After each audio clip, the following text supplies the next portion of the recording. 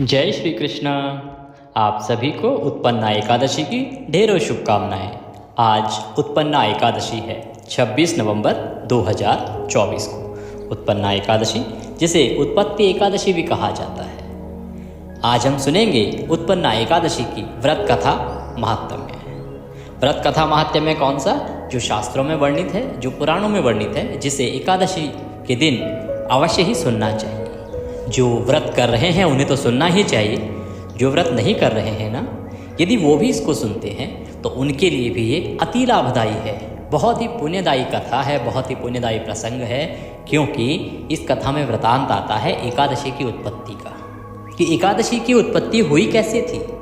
और उत्पन्ना एकादशी का जो महात्म्य है, ये भगवान श्री कृष्ण युधिष्ठिर को सुना रहे हैं, जो भगवान ब्रह्मदेव और नारद जी के माध्यम से भी हमारे पास आता है।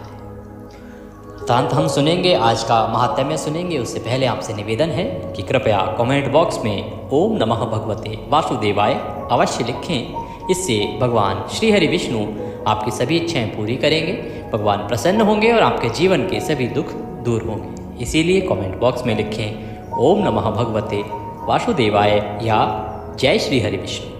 कथा की समाप्ति के बाद हम आपको बताएंगे कि पारण आपको कब करना है, क्योंकि इस बार एकादशी का पारण जो है वो 27 की सुबह अर्थात व्रत की अगले दिन सुबह सुबह नहीं हो सकता है, क्योंकि हरिवासर का समय रहेगा। इसीलिए ध्यान देना आवश्यक है कि पारण के लिए शुभ समय क्या रहेगा, साथ ही पारण किस समय नहीं करना है। सूर्योदय के साथ जो हम प्रत्येक एकादशी के अगले दिन पारण कर लेते हैं, इस बार नहीं होगा। उसका कारण क्या है, ये भी हम वीडियो के अंत में आपको बताएंगे। इसीलिए कथा सुनिए और फिर पारण की जानकारी प्राप्त कीजिए। भगवान श्री हरि आप सभी का कल्याण करेंगे। मार्गशीर्ष मास कृष्ण पक्ष एकादशी उत्पन्ना एकादशी व्रत कथा प्रारंभ। श्री सूत जी कहने लगे कि ऋषियों, इस व्रत का वृतांत और उत्पत्ति प्राचीन काल में भगवान कृष्ण ने अपने परम भक्त युधिष्ठिर से कही थी, वही सब मैं तुमसे कहता हूँ। एक समय युधिष्ठिर ने भगवान श्री कृष्णचंद्र से पूछा कि हे भगवान, एकादशी का व्रत किस विधि से किया जाता है और उसका फल क्या है? क्या फल प्राप्त होता है? उपवास के दिन जो क्रिया की जाती है, आप कृपा करके सब कुछ मुझसे कहिए। यह वचन सुनकर भगवान श्री कृष्ण कहने लगे, हे युधिष्ठिर, मैं एकादशी के व्रत का महात्म्य तुमसे कहता हूँ, तुम एकाग्र चित्त होकर सुनो। सर्वप्रथम हेमंत ऋतु में मार्गशीर्ष कृष्णा एकादशी से इस व्रत को आरंभ करना चाहिए। देखिए, ये उनके सवालों का जवाब भी है इसी कथा में कि एकादशी का व्रत कब से करना आरंभ करना चाहिए। तो ये जो पहली एकादशी, क्योंकि उत्पन्ना एकादशी जो आने वाली एकादशी है ना, ये पहली एकादशी मानी गई है। यहीं से एकादशी की उत्पत्ति हुई थी। तो इससे अगर आप व्रत उठाना चाहते हैं, कोई भी हमारे भाई बंधु माता बहन व्रत आरंभ करना चाहते हैं एकादशी का, तो ये बहुत ही अच्छा अवसर है। इस एकादशी से आप व्रत करना आरंभ कर सकते हैं, उत्तम रहेगा। भगवान कृष्ण भी कहते हैं कि इस एकादशी से व्रत करना आरंभ करना चाहिए। कैसे करना चाहिए, विधि देखिए भगवान क्या बताते हैं। भगवान कहते हैं कि दशमी को सायंकाल में भोजन करके अच्छी तरह से दातुन आदि करें, जिससे कि अन्न का कोई भी अंश मुंह में ना रह जाए। रात्रि को भोजन कदापि ना करें, अधिक ना बोले। एकादशी के दिन प्रातः 4 बजे उठकर सबसे प्रथम व्रत का संकल्प करें। हम कहते हैं आपसे कि ब्रह्म मुहूर्त में उठना चाहिए, तो भगवान श्री हरि कहते हैं कि प्रातः 4 बजे आपको उठना है। उठ के सबसे पहले व्रत करने का संकल्प करना है।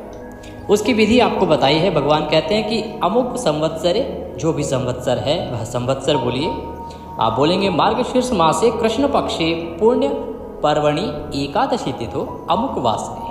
इस बार जो एकादशी है वो भूमवार को है, भूमवार जिसे मंगलवार भी कहते हैं। तो आप बोलेंगे कि मार्गशीर्ष मासे कृष्ण पक्षे पुण्य पर्वणि एकादशी तिथो भूमवासरे अमुक गोत्रोत्पन्नायहम।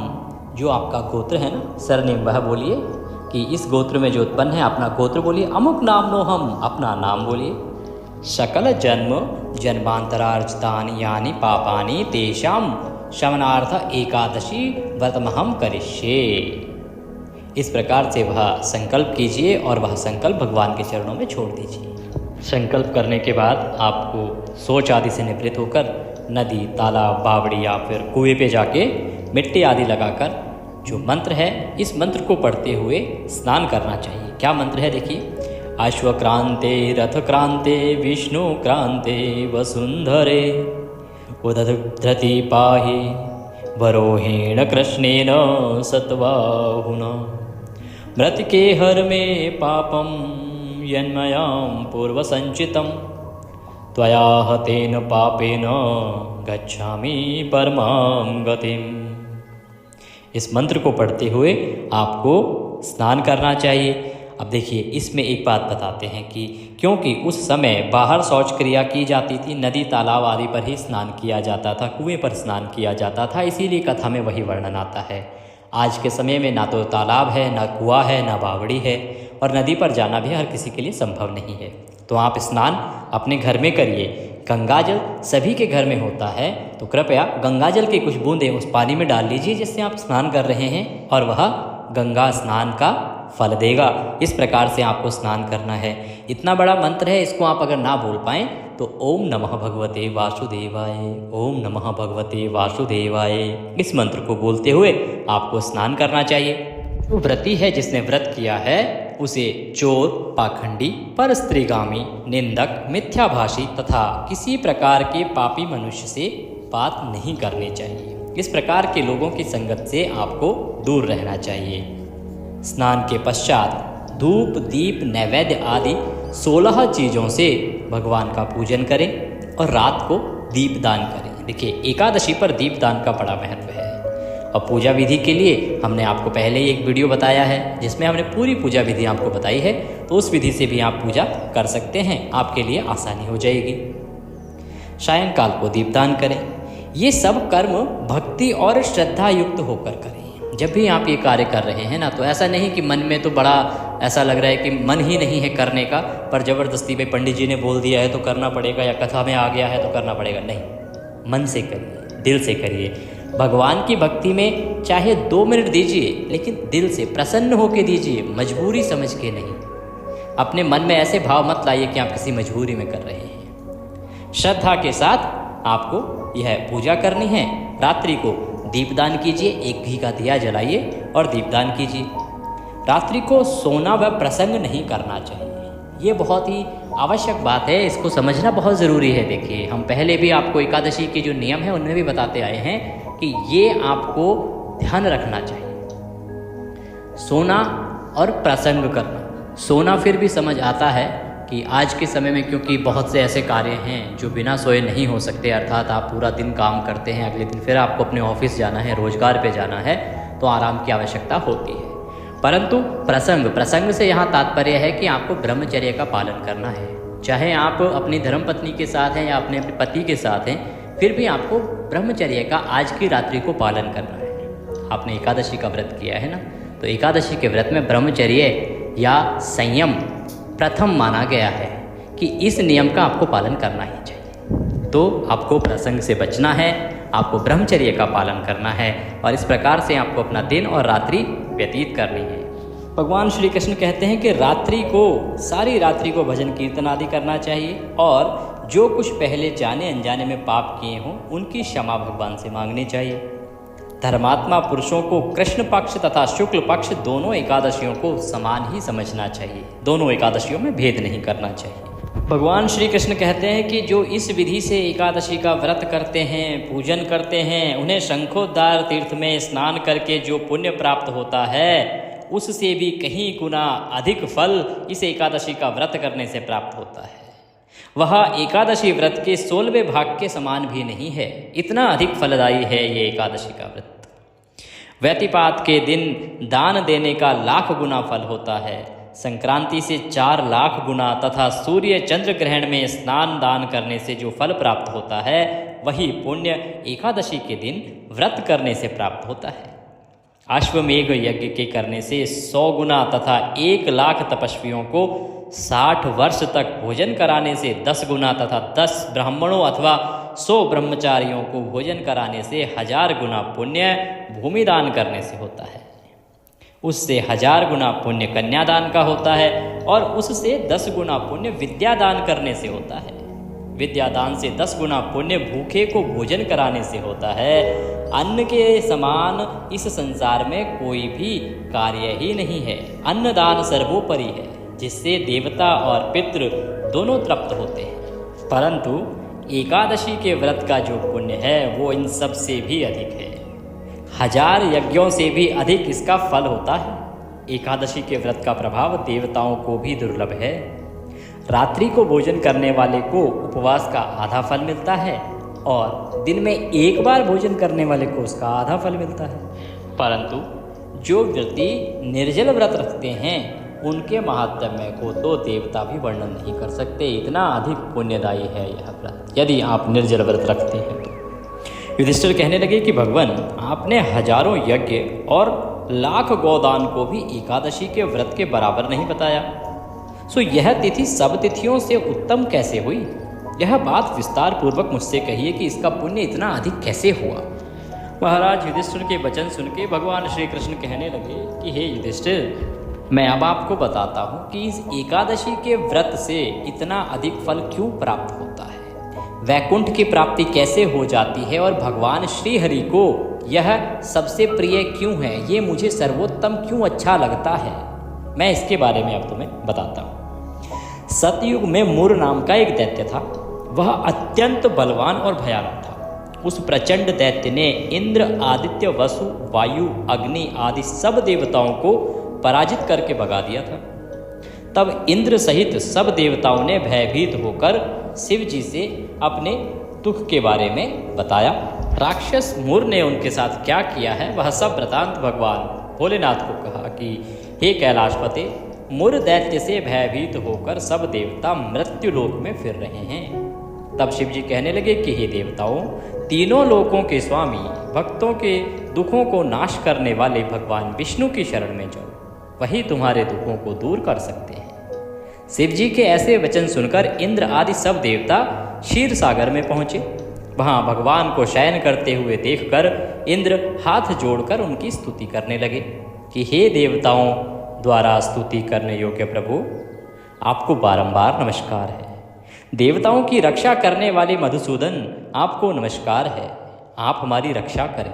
दैत्यों से भयभीत होकर हम सब देवता आपकी शरण में आए हैं। आप इस संसार के कर्ता, माता, पिता, उत्पत्ति तथा पालन करता और संहार करने वाले हैं। सबको शांति प्रदान करने वाले हैं।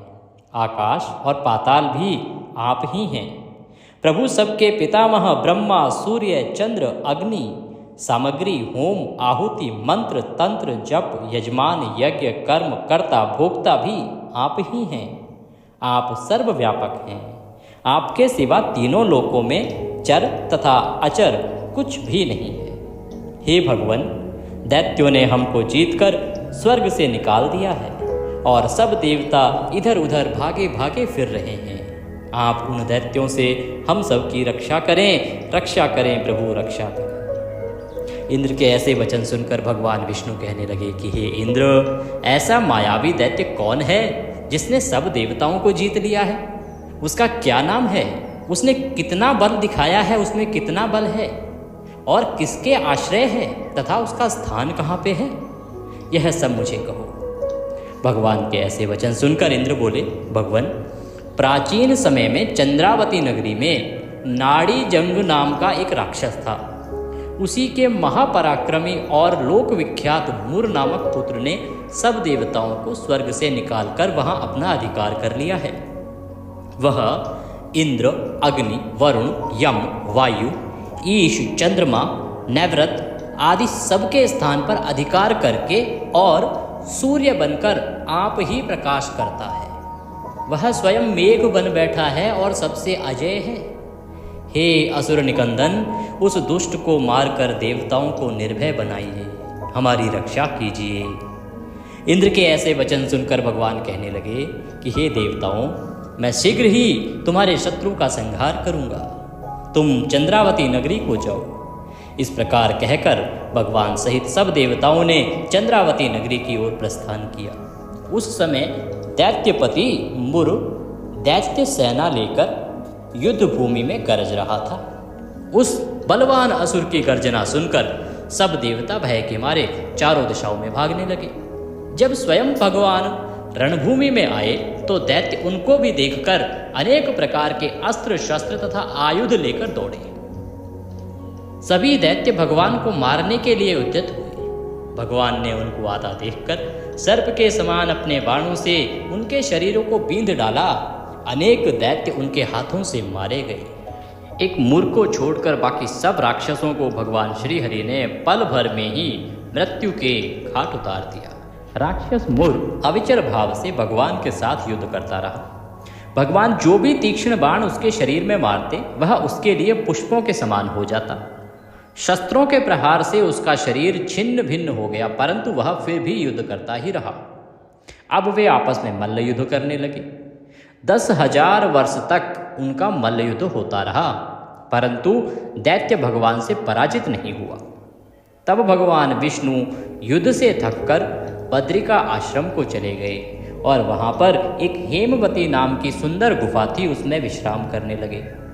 और विश्राम करने के लिए उन्होंने गुफा में प्रवेश किया। यह गुफा 12 योजन लंबी थी, उसका एक ही द्वार था। विष्णु भगवान वहाँ जाकर सो गए। वह दैत्य भी उनको ढूंढता ढूंढता वहाँ आ पहुँचा और उनको सोया हुआ देखकर उनको मारने के लिए आगे बढ़ा। वह अभी मारने का प्रयत्न कर ही रहा था कि उनके शरीर से, भगवान श्रीहरि के शरीर से, एक अत्यंत प्रभावशाली सुंदर कन्या अस्त्र शस्त्र धारण किए हुए उत्पन्न हुई और दैत्य के सामने आकर युद्ध करने लगी। वह दैत्य उस बलवान कन्या को देखकर आश्चर्यचकित होकर उसके साथ युद्ध करने लगा। उस कन्या के ऐसे भयानक पराक्रम को देखकर दैत्य विचारने लगा कि इस कन्या को किसने बनाया है जो ऐसा भयानक युद्ध कर रही है। वह ऐसा विचार कर ही रहा था कि उस महादेवी ने उस बलवान दैत्य के रथ को चूर चूर कर दिया तथा उसके अस्त्र शस्त्रों को काटकर टुकड़े टुकड़े कर दिए। तब वह दैत्य महान क्रोध करके मल्ल युद्ध करने लगा, परंतु देवी ने उसको धक्का मारकर मूर्छित कर दिया। जब वह दैत्य मूर्छा से जागा तो उस देवी ने उसका सिर काट डाला। इस प्रकार वह दैत्य तो पृथ्वी पर गिरकर मृत्यु को प्राप्त हुआ और बाकी दैत्य जो बचे थे वो डरकर पाताल लोक को भाग गए।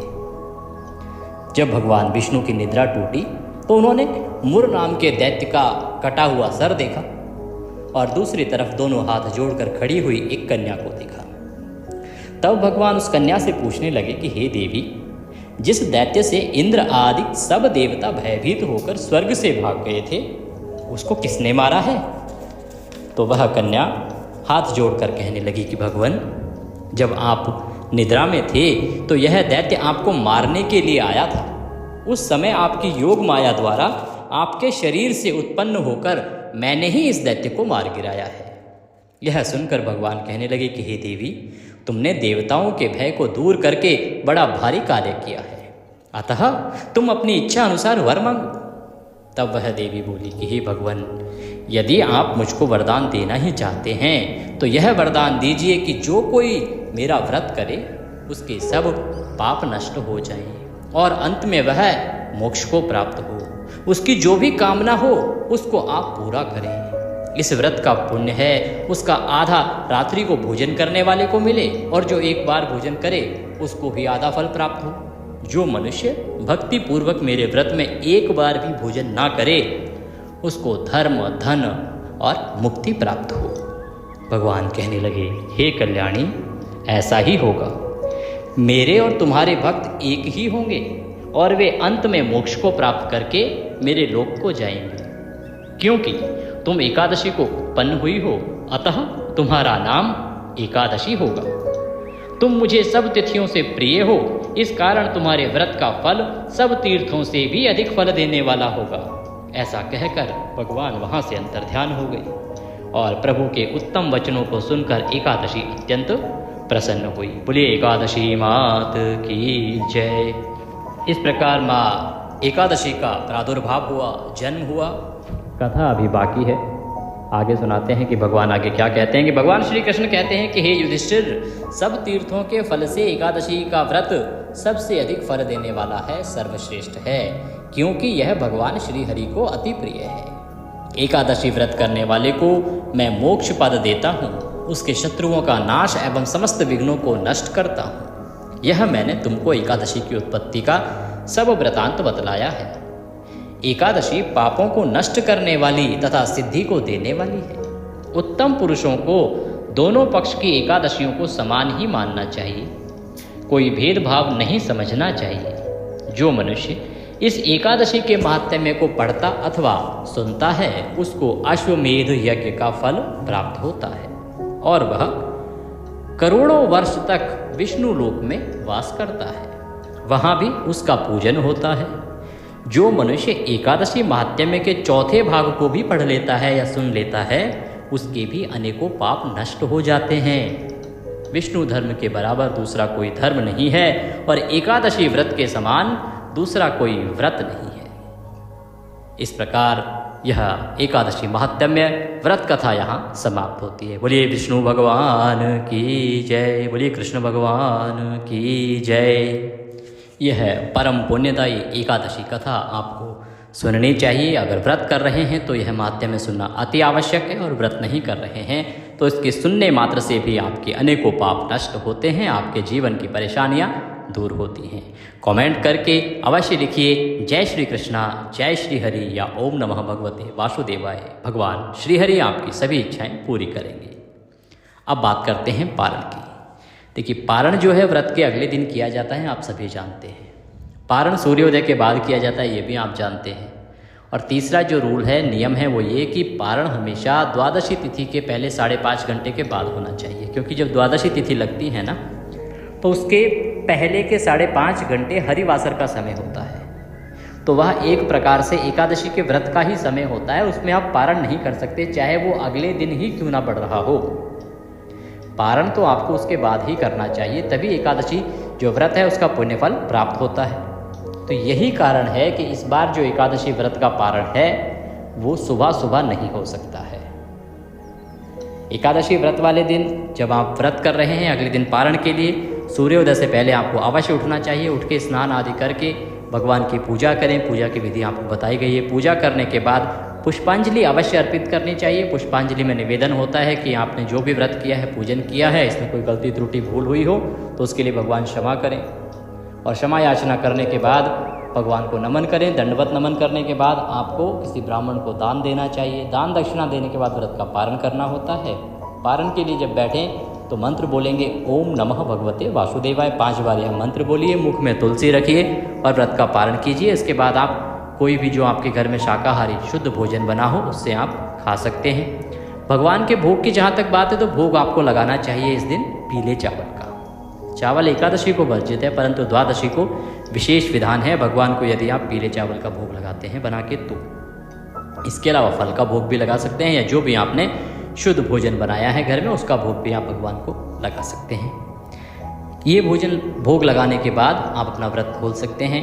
परंतु इस बार जो एकादशी है उत्पन्ना एकादशी, जिसका व्रत 26 को कर रहे हैं और 27 को पारण करना है, तो 27 को पारण जो है वो इसी कारण से सुबह सुबह नहीं हो सकता है, क्योंकि द्वादशी तिथि लग रही है 27 तारीख को सुबह 3:45 बजे और उसके बाद जब सूर्योदय होगा उस टाइम पे हरिवासर का समय चल रहा होगा, तो उस समय में पारण नहीं हो सकता है। अब पारण के शुभ समय की अगर बात करें तो पारण का शुभ समय 27 तारीख को रहेगा दोपहर को 1:20 से और 3:20 तक। इस समय में आप पारण करें तो सर्वोत्तम रहेगा, ये शुभ मुहूर्त है। फिर भी अगर आप बहुत जल्दी करना चाहते हैं तो 10:15 बजे के बाद आप व्रत का पारण कर सकते हैं। 27 तारीख को सुबह 10:15 के बाद हरिवासर का समय समाप्त हो जाएगा, तो उसके बाद आप विधि से पूजा पाठ करके और व्रत का पारण कर सकते हैं। पूजा आप हरिवासर के समय में भी कर सकते हैं, परंतु जो व्रत का पारण है वो आप 10:15 के बाद ही कीजिएगा। कोई और सवाल आपके मन में हो तो आप कमेंट करके पूछ सकते हैं। आप देख रहे थे देवभूमि ज्योतिष संस्थान का यूट्यूब चैनल देवभूमि धार्मिक। हम जो भी जानकारी प्रस्तुत करते हैं वो ज्योतिष शास्त्र और पंचांग पर आधारित होती है और ऑथेंटिक होती है। 100% जो शास्त्र कहते हैं वही हम बताते हैं, मनगढ़ंत तरीके से हम कुछ भी नहीं बताते हैं। ये किसी यूट्यूबर का चैनल नहीं है, ये एक ज्योतिष संस्थान का चैनल है। भगवान श्री कृष्ण सबकी सभी इच्छाएं पूरी करें, भगवान की कृपा सबको प्राप्त हो, इसी कामना के साथ विदा लेते हैं। वीडियो अच्छा लगे तो उसे लाइक अवश्य कीजिएगा, अधिक से अधिक शेयर कीजिएगा। और चैनल पर नए हैं तो सब्सक्राइब कर लीजिएगा ताकि आपको सही ऑथेंटिक जानकारी समय से प्राप्त होती रहे। भगवान सबका कल्याण करें। जय श्री कृष्णा।